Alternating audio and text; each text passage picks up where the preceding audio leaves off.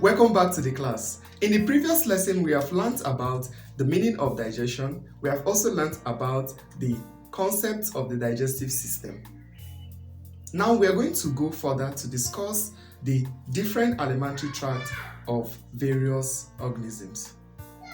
Every single organism, as we stated before, have different alimentary tract or different digestive system. But in a typical mammal, the alimentary tract consists of the following, which we are going to discuss right now on the board. The alimentary tract of every mammal starts from the mouth, where we have the mouth that consists of the teeth, the tongue, and the various salivary glands. The second aspect of the alimentary tract is the pharynx. And then we go down to the esophagus or the gullet. We have the stomach. We have the small intestine, the large intestine, the rectum, and the anus. All these are the alimentary tract of a typical mammal. As we have discussed the various parts of the alimentary tract, let us also understand that different organisms have different alimentary tracts that are modified in different ways. For some, the alimentary tracts are simple, while to others, the alimentary tracts are complex, robust, and very, very large.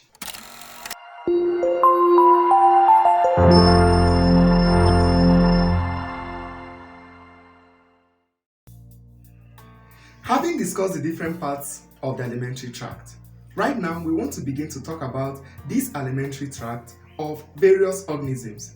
And I would like us to start first from discussing the parts of the alimentary tract from the lower organisms, then we can progress to the higher organisms.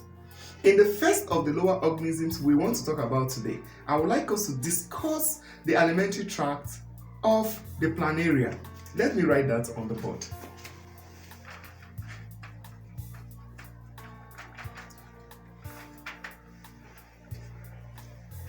The planaria is a free-living flatworm that feeds on aquatic organisms. When I talk about aquatic, I'm talking about water. These organisms called the planaria, they live in the water. They feed on these aquatic organisms that we can call the zooplanktons. The planaria simply have the mouth, which is the opening that goes down the mouth of the planaria that flows into the pharynx, and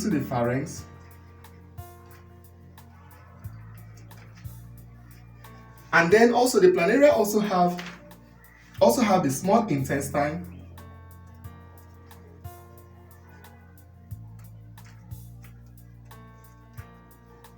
and then the last part of the digestive process in the planaria goes back to the mouth. You can see how it flows. Now, for this planaria being a simple organisms, as they feed on these aquatic organisms, the action in the planaria tends to open up the mouth and put in a pumping actions that tends to sieve in different zooplanktons that is in the water, and they flow through the mouth down to the pharynx. Then, the digestion of food in the planaria happens mostly from the small intestine.